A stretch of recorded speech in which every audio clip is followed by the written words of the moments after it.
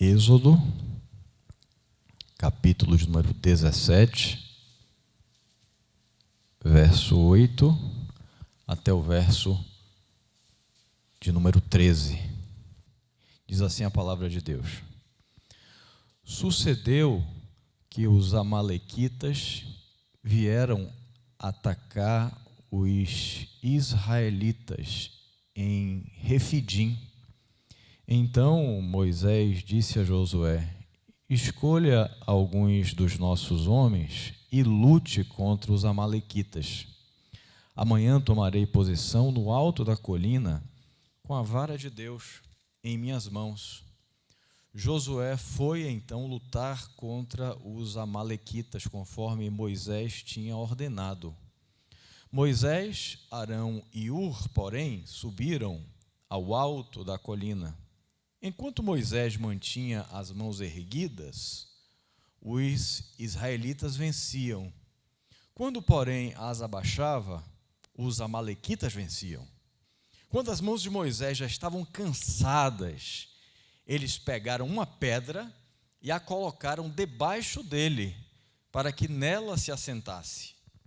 Arão e Hur mantinham erguidas as mãos de Moisés, um de cada lado, de modo que as mãos permaneceram firmes até o pôr do sol.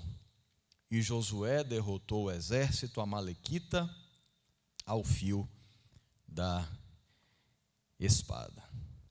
O povo de Israel está caminhando da escravidão para a terra prometida. Tinha já vencido o exército de Faraó, tinha ultrapassado o Mar Vermelho e estava caminhando em direção à terra prometida por Deus. Mas, no caminho, ainda havia outros embates a serem enfrentados. Haveria um novo ataque. Agora não eram mais os egípcios, agora eram outros os inimigos. E os inimigos do momento eram os amalequitas. Os amalequitas eram um grupo nômade descendente de Esaú. E certamente isso tem relação com a animosidade que eles tinham em relação ao povo de Israel, descendente do seu irmão Jacó.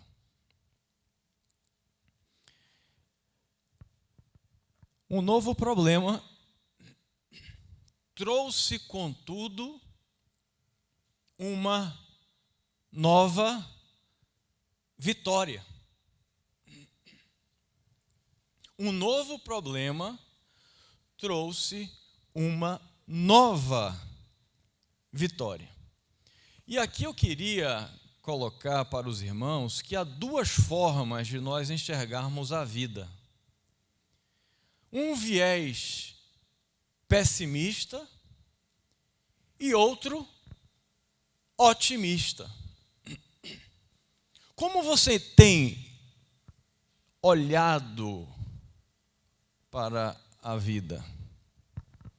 Você tem olhado para a vida como uma série de problemas que são resolvidos, são solucionados, mas que depois surgem novamente? Você vê a vida como uma série de problemas ou vê a vida como uma série de vitórias? Como você tem enxergado a sua vida? Como você tem olhado para a sua existência? Tem olhado para as pedras? Tem olhado para os problemas? Ou tem olhado para as vitórias? Como você tem olhado para a sua vida? Como você tem se portado diante dos amalequitas, que não deixarão de nos atacar Que tipo de olhar você tem deixado que perpetue? Há quem veja um copo pela metade e diga, está quase vazio. Uma outra pessoa vai olhar para o mesmo copo e vai dizer, está quase cheio. E o desafio nosso como cristãos, irmãos, o desafio nosso como seguidor do vencedor, é olhar para a realidade de que o copo, ele está quase cheio. Nós somos seguidores de alguém que venceu. Nós somos seguidores de alguém que teve problemas, teve desafios, teve dificuldade, enfrentou lutas, enfrentou batalhas, enfrentou problemas, enfrentou pedras pequenas, pedras médias, pedras grandes, montes e montanhas. Mas venceu todos os desafios que teve pela frente. O segredo de uma vida bem vivida é vivê-la bem em meio aos problemas. Não é viver sem problema. Há quem busque uma vida à margem dos problemas. Isso nunca encontrará. O segredo da felicidade e o que Deus deseja nos ensinar é que nós possamos viver bem em meio aos problemas, em meio às dificuldades, porque esse tempo ainda não é o tempo da perfeição.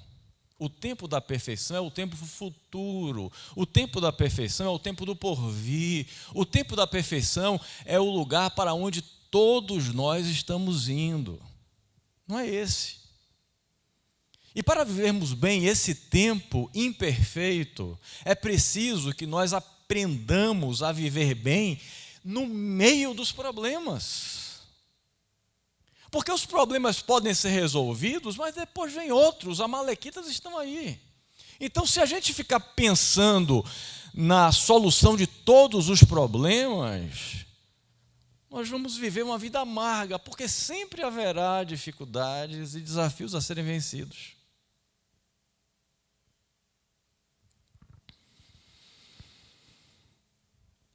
Esse é o segredo, talvez, de uma vida vivida conforme a vontade de Deus.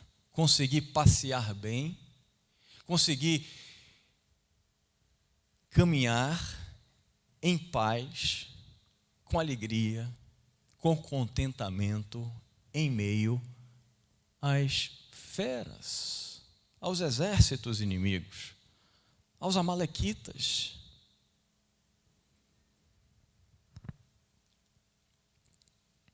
Você teria coragem de levar seu filho de 5 anos para dar um passeio em uma região com diversos leões? Você teria coragem de levar seu filho de 5 anos para dar um passeio em um feriado em uma região infestada de feras? Eu devo confessar que um dia eu o fiz. Levei meu filho de 5 anos para passear em um lugar que eu sabia que era lotado de feras.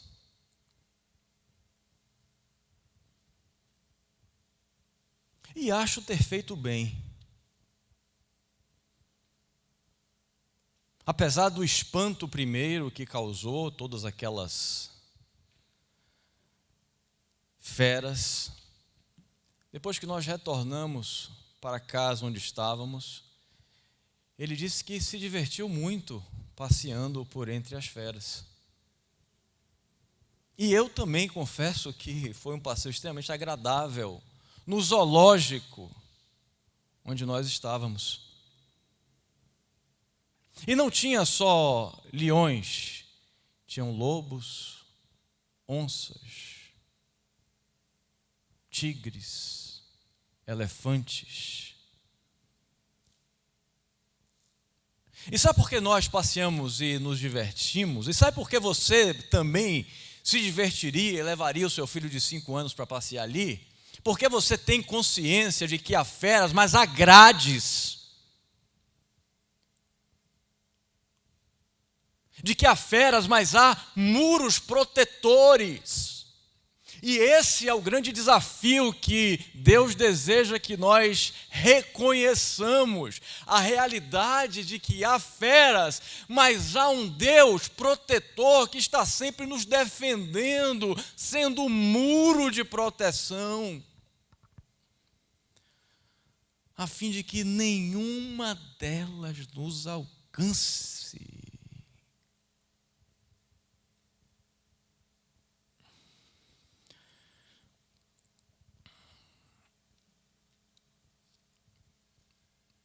Talvez tenhamos que viver na vida como quem passeia no zoológico, sabendo que os animais estarão atrás, do lado, em cima, mas que há, amado, grades de proteção. Grades que talvez você não veja, mas grades que existem, grades que são reais e verdadeiras. Nesse mesmo zoológico, onde eu estava com meu amado filho, havia uma seção que tinha um gorila, imenso, enorme, e não tinha grades. E eu fiquei a meio metro desse gorila. Não tinha grades, mas tinha um vidro de diâmetro expressivo, que fazia com que eu ficasse cara a cara com o grande macaco, mas sem qualquer temor. Pedro, nós precisamos aprender a caminhar pela vida como em zoológico, irmãos. Em paz. Porque no mundo espiritual há alguém que está te defendendo, alguém que está cuidando de você, alguém que está ao seu lado, alguém que levanta grades e não permite que qualquer coisa venha a acontecer sem a permissão dele. Não pense em viver uma vida sem problemas. Não deseje uma vida sem problemas, ao contrário, deseje uma vida onde você consiga viver bem em meio às feras, em meio às dificuldades, em meio aos problemas, em meio aos coronavírus, em meio aos leões, às dificuldades das mais variadas sortes que possam existir.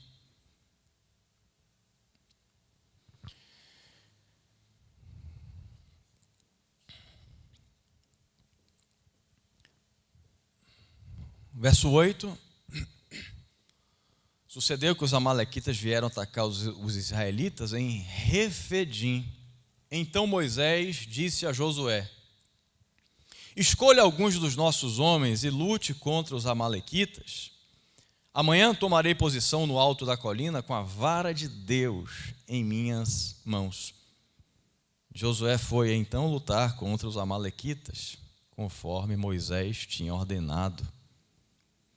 Moisés, Arão e Hur, porém, subiram ao alto da colina, e enquanto Moisés mantinha as mãos erguidas, os israelitas venciam. Quando, porém, as abaixava, os amalequitas venciam. O texto nos ensina que não foi a competência dos israelitas, não foi a competência de Josué e do seu exército que deu a vitória. O que deu a vitória era a vara de Moisés levantada ao alto, a vara de Moisés que representava o poder de Deus. Foi ela que deu a vitória ao povo. Não foi a competência, não foi quando o exército que estava com Josué estava concentrado, não foi quando os homens estavam lutando com disposição, vigor, ânimo. Não. A vitória vinha quando o poder de Deus estava sendo exaltado, quando a vara de Deus estava soerguida, quando Deus estava no alto. Quando Deus está no alto nas nossas vidas, os nossos exércitos se tornam vitoriosos. Não é a sua competência que dará a vitória.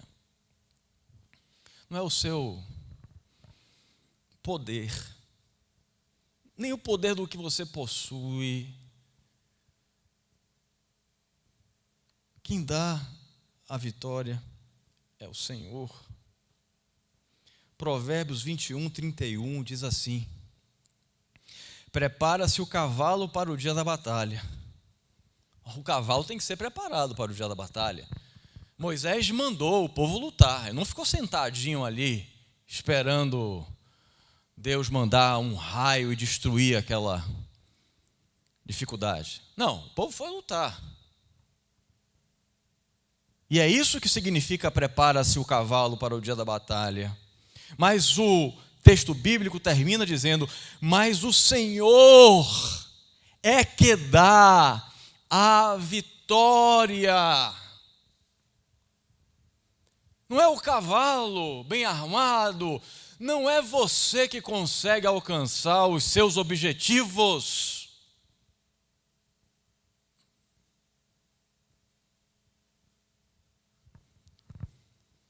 Às vezes a gente tem a ideia meio equivocada acerca da cooperação entre Deus e os homens. A gente, às vezes, tem aquela frase, né, que é dita e redita e dita de novo, como se tivesse, inclusive, escrito nas Escrituras, mas não está, que diz assim: faz a tua parte que eu te ajudarei. Como se a nossa vida fosse 50% dependente das nossas ações e 50% dependente das ações de Deus. Mas a proporção não é 50-50, irmão. A proporção talvez seja 95-5. 95 é a operação de Deus e 5 aqui depende de nós. O que depende de nós é pouco. O que depende de nós é minimizado pelo tamanho e a grandeza de Deus. O texto bíblico que nós acabamos de ler ensina exatamente isso. O povo estava lutando, mas a vitória vinha por quê? Qual era o motivo da vitória? O motivo da vitória era o poder de Deus sendo exaltado. Quando a vara do Senhor perdia a exaltação, o exército de Josué estava sendo derrotado. Na vida nós precisamos entender essa realidade para viver uma vida tranquila. Você não é o responsável pela sua vida. Não depende de você, não depende da sua capacidade, não depende do seu poder, não depende, portanto, de você. Você não tem nada a ver com o negócio, essa é a realidade de uma vida com Deus. Tudo vem dele. É ele quem capacita, é ele quem opera, é ele quem prepara, é ele quem envia, é ele quem resguarda, é dele a grade. A nossa responsabilidade é muito pouca, porque Deus sabe que a nossa competência é mínima. Porque Deus sabe que se fosse depender de nós, a nossa vida estava arruinada. Se coubesse a você a realização das obras, você seria um perdedor, mas não depende de você. E esse é o segredo de uma vida em paz. A consciência clara de que não depende de você a sua segurança, mas tão somente do poder de Deus. Que nessa noite nós possamos abrir o nosso coração e permitir que Deus coloque uma dose exagerada de azeite, a fim de lubrificar a nossa vida. Quando o povo ungia os sacerdotes no Antigo Testamento, eles o faziam com azeite. E Deus deseja fazer isso com você nessa noite, colocar mais azeite, mais unção de Deus, mais confiança de que depende dEle, não depende de você, de que Ele é o grande protagonista da sua vida, de que não é o seu músculo, não são as suas fibras, não é a sua capacidade, não é o seu patrimônio, não é o seu dinheiro, não são as suas amizades, tudo depende dEle. Tudo depende dEle. O que compete a nós é muito pouco. Tentar a Deus é não fazer o pouco que nos cabe. Tentar a Deus é não fazer o pouco que nos cabe.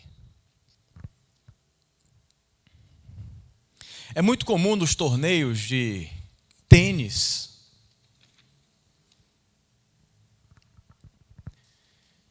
ter uma modalidade que é chamada de Pro-Am. E esse torneio é disputado da seguinte maneira: é muito mais uma brincadeira do que algo sério, mas ele é disputado da seguinte maneira: coloca-se um profissional para jogar com um amador. Pro-Am. Alguém que vive do esporte, alguém que é profissional, que é craque, para jogar em dupla com um amador, contra uma outra dupla, onde haverá um profissional também e um amador jogando juntos. E atleta competitivo gosta de ganhar, e até nesses torneios eles querem ganhar.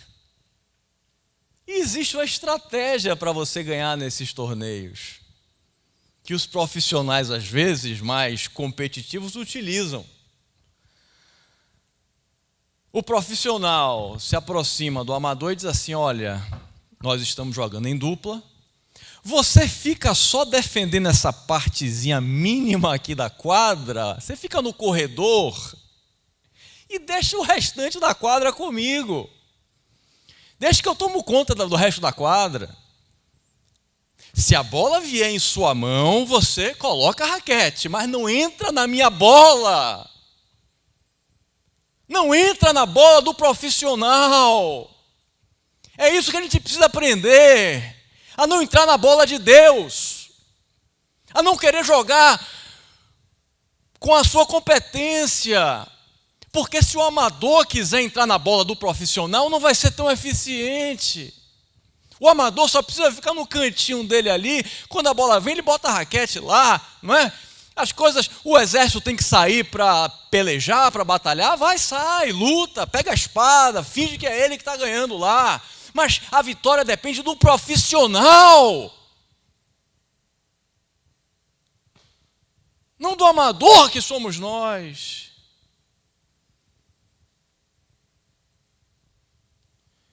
Deixa o profissional jogar. Porque assim é mais fácil vencer. Agora, se o amador quiser entrar na bola do profissional, quiser dar um voleio, dar um smash, onde não foi chamado para se meter, porque ele não sabe jogar, a dupla vai perder. E sempre tem aqueles amadores que se acham que são bons, né? O cara não sabe nada do esporte, mas ele se acha bom. Não tem gente assim? Tem. O cara não sabe jogar bola, mas ele entra no campo, né?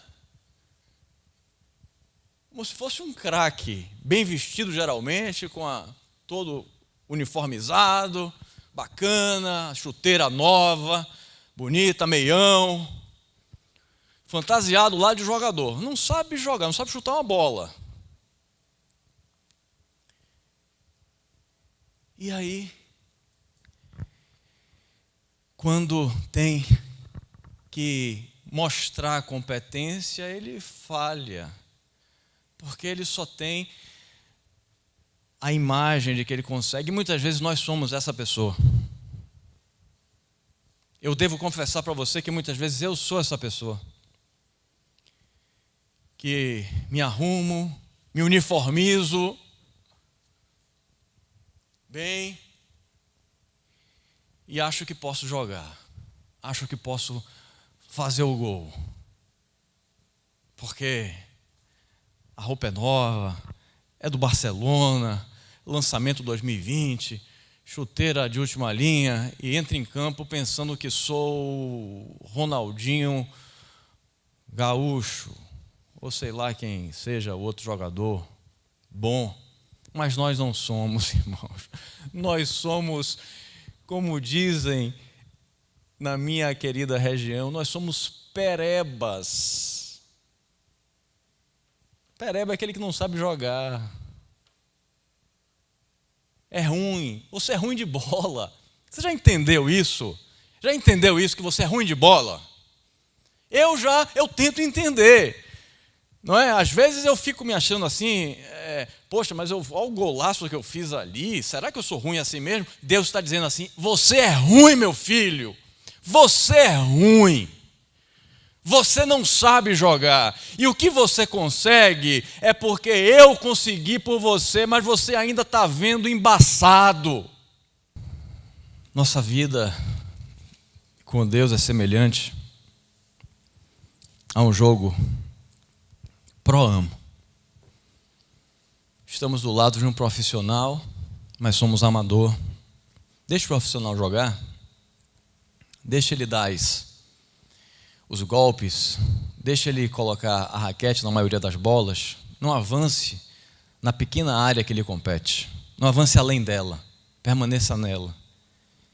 E, se for possível, reduza a sua área de atuação.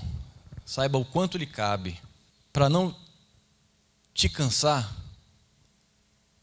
para você não sair do jogo arrasado, cansado e perdendo. Deixa o profissional jogar. Nossa cooperação com Deus não é 50-50, é 95-5.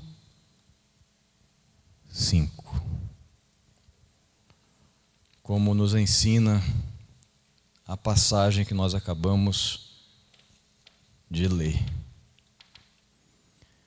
Que Deus esteja nos ajudando, nos incentivando ao entendimento de que dele, por ele, para ele são todas as coisas, de que nós estamos fazendo nossa parte, que é pequena.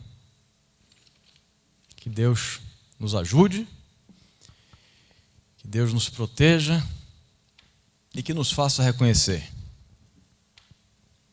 que não passamos de amadores.